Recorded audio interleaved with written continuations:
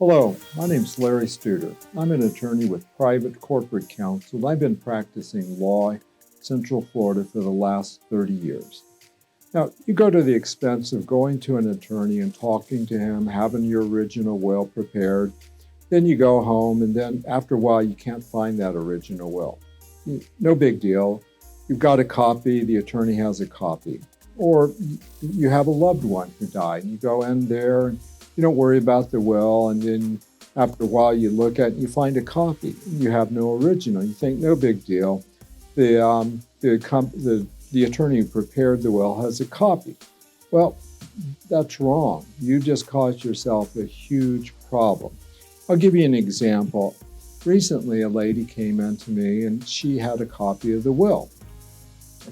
And she had accidentally mailed the original to her stepchildren, and she said, well, she just thought it was no problem. She had a copy of it, and she expected me to present it to the court and have the will carried out. And I had the sad duty to explain to her she had a huge problem because the reason for it is the law that says a will can be changed or revoked at any time.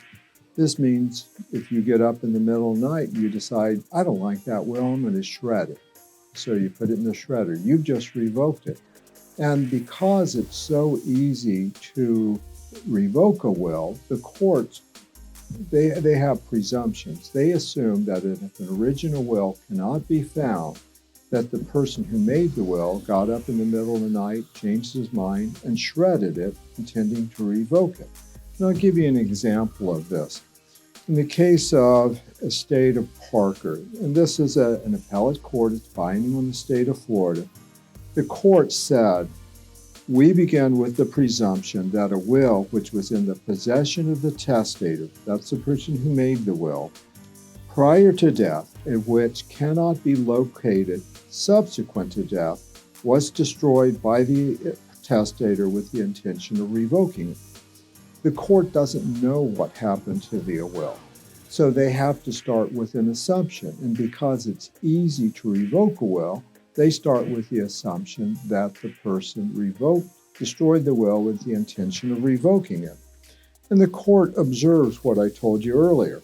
The court said, revocation may be accomplished by the simple, quiet, and unpublished act of throwing a will in the trash with the intention of revoking it.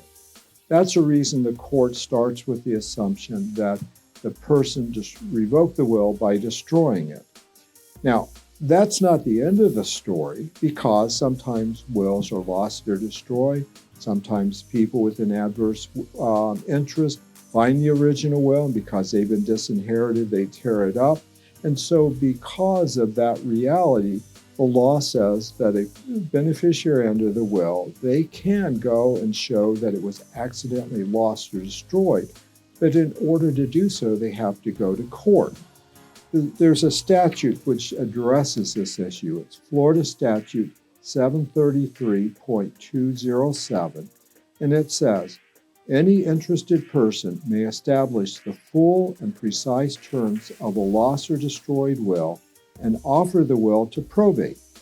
The specific content of the will must be proved by the testimony of two disinterested witnesses, or if a correct copy is provided, it shall be proved by one disinterested witness. What that means is that the terms of the will can be established by showing a copy, but you need a witness to the execution that it was correctly executed, that the person did it with the intention of making a will. And that's what that means generally. You have to get the attorney who prepared the will to go to court and testify. Well, you know what that means. That means time and money and expense. The applicable rule that governs this particular issue also says that when you go and file a petition to establish a lost or destroyed will, you have to give notice to the people who would receive the property, but for the will. And so again, what that means is they can come in and they can contest it, and they say no, that the person intentionally revoked the will. So again, what that means is it costs a lot of money. And the lady that came in to me and had inadvertently mailed her original will to a stepchild, instead of it costing, it more than doubled the cost of the probate because we had to give notice to the stepchildren. We had to have hearings. There were at least two different hearings. There was one full hearing and one almost. So it just caused a lot of extra money. So again, just as an extra tip that's related to this, if a loved one dies and you go to their place and you find that original will, the courts or the law says, and this is in Florida Statute 732.901, the custodian of a will, that means if you find it, now you're the custodian, or if the person gave it to you to hold until he or she died, you would be the custodian. But the custodian of a will must deposit the will with the clerk of the court having venue of the estate of the decedent within 10 days after receiving information that the testator is dead. That's just prudence. It's a good practice. Get the will, keep a copy of it, but file the original will with the clerk in the county in which the decedent lived. And then that way it's protected from destruction, and it helps the people that the testator wanted to leave as property. It helps them to avoid a huge problem.